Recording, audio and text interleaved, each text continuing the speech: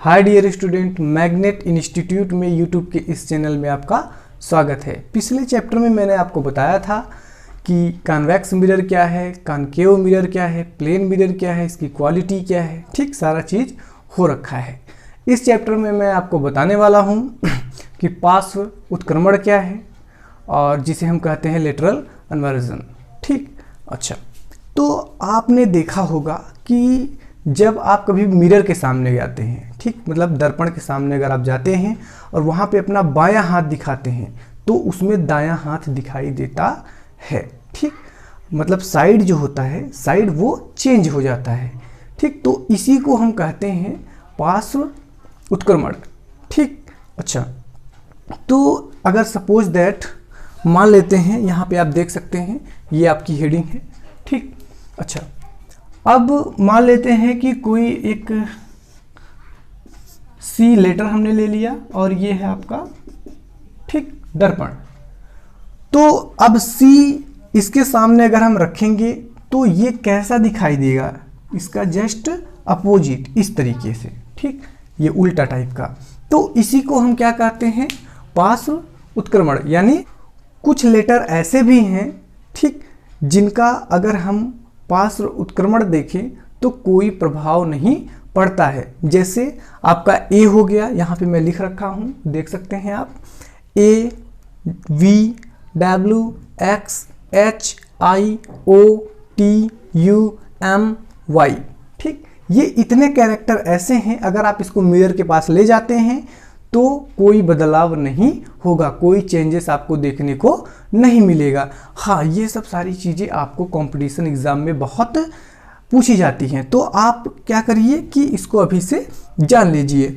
ठीक, तो A V W X H I O T U M Y. ठीक, सारा चीज़ तो आपको समझ में आ गया होगा, बट अब ये याद कैसे होगा, लर्न कैसे होगा, ठीक, तैयार कैसे होगा, तो ये थोड़ा सा हम आइए थोड़ा सा सिस्टमेटिक तरीके से कर लेते हैं। ठीक है, जैसे पहला है आपका ए, तो हम क्या लिख लेते हैं यहाँ पे, ए।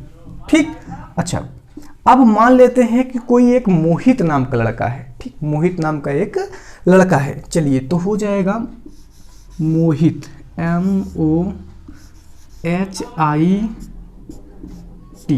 ठीक, थोड़ा सा कॉमा कॉमा लगा देते हैं यहाँ पे। ठीक, तो ए मोहित हो गया, ए मोहित। अच्छा, उसके बाद आपका बचा क्या, यू, कहाँ गया, हाँ यू, उसके आगे हम लिख देते हैं कि A Mohit U V W X Y.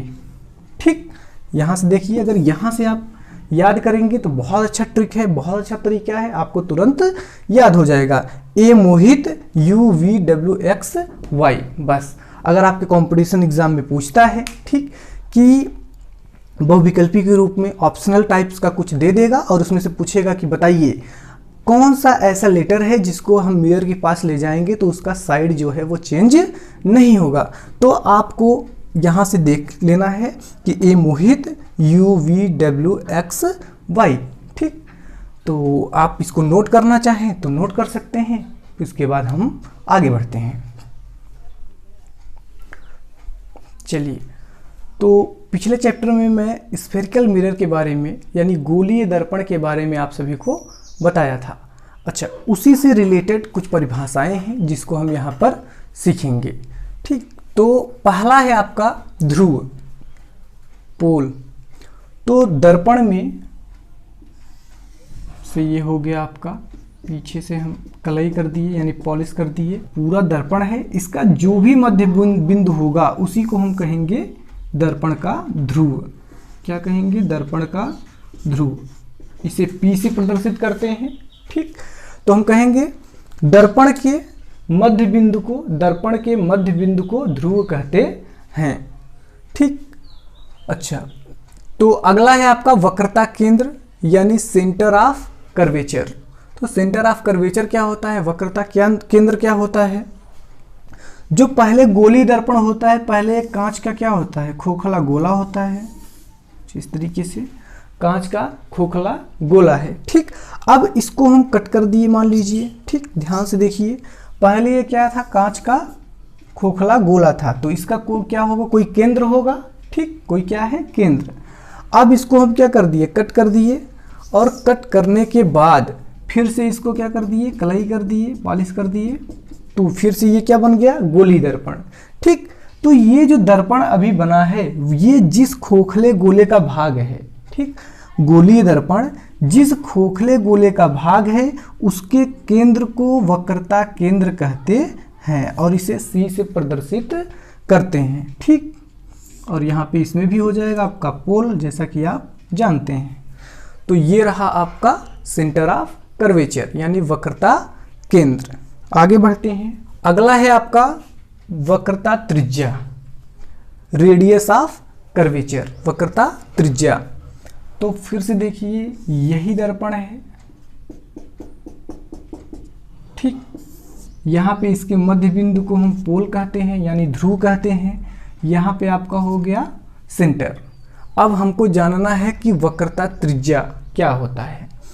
तो ये देखिए ध्यान से, यहाँ पे क्या है, सेंटर, ठीक, सेंटर से पोल तक, सेंटर से पोल तक के बीच की जितनी दूरी रहेगी इसी को हम कहेंगे वक्रता त्रिज्या, रेडियस ऑफ कर्वेचर। ठीक, तो इसका डेफिनेशन हो जाएगा कि केंद्र से ध्रुव के बीच की दूरी को वक्रता त्रिज्या कहते हैं।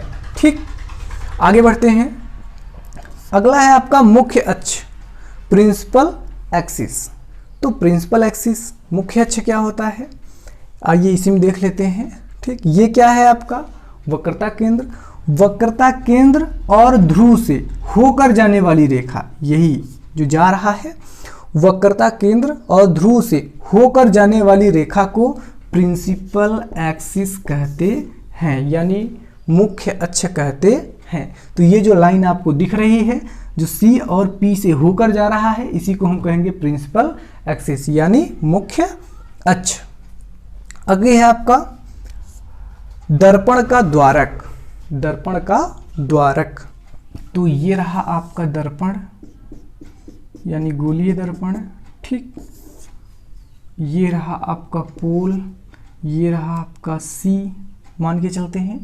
तो गोलीय दर्पण की ये जो व्यास है इसका यहाँ से यहाँ तक जो दर्पण है, जहाँ तक दर्पण है इसी का जो ये व्यास है इसी को हम बोलते हैं क्या, दर्पण का द्वारक। ठीक, अपर्चर ऑफ मिरर, ये हो गया आपका कंप्लीट। आगे बढ़ते हैं, अगला है आपका मुख्य फोकस, प्रिंसिपल फोकस।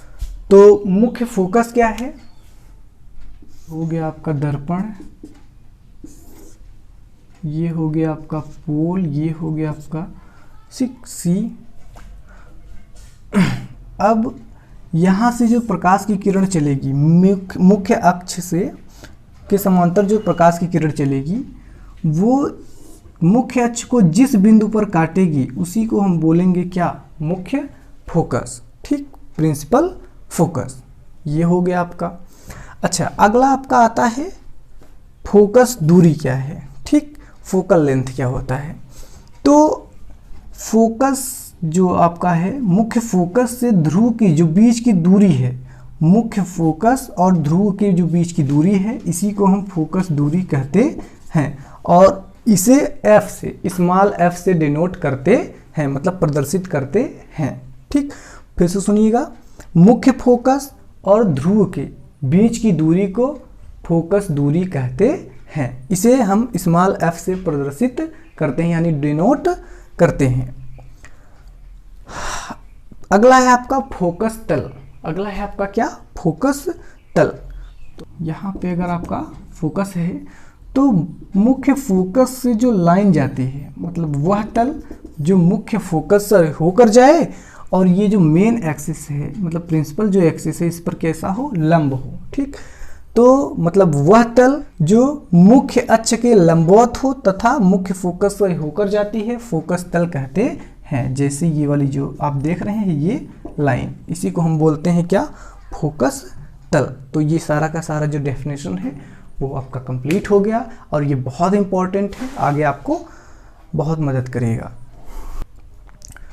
तो गोलीय दर्पण यानी स्फेरिकल मिरर से ठीक, जितने भी आपका प्रतिबिंब बनता है उसके 3 नियम है, 3 नियम है, उनको हम देख लेते हैं। तो यहाँ पे पहला नियम है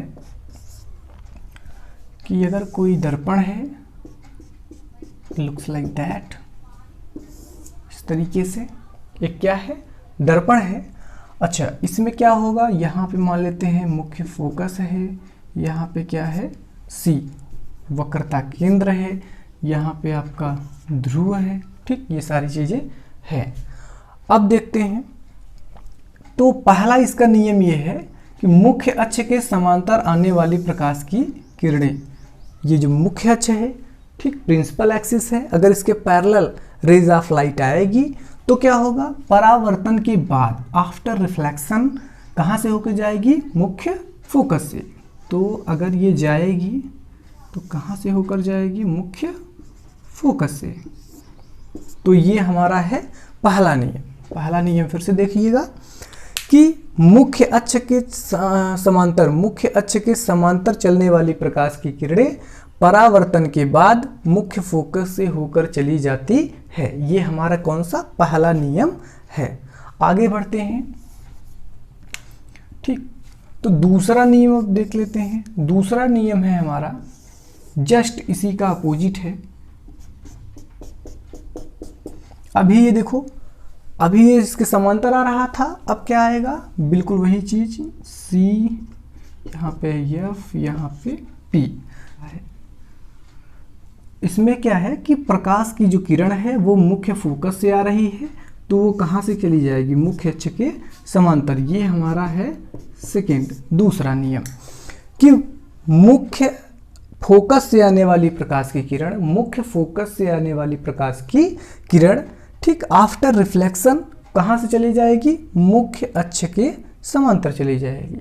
तो आपका डेफिनेशन हो जाएगा, यानी दूसरा नियम क्या है कि मुख्य फोकस से चलने वाली प्रकाश की किरणें परावर्तन के बाद मुख्य अक्ष के समांतर चली जाती हैं। दूसरा कंप्लीट। तीसरा हम देख लेते हैं यहीं पे। तीसरा, ठीक, तीसरा ये है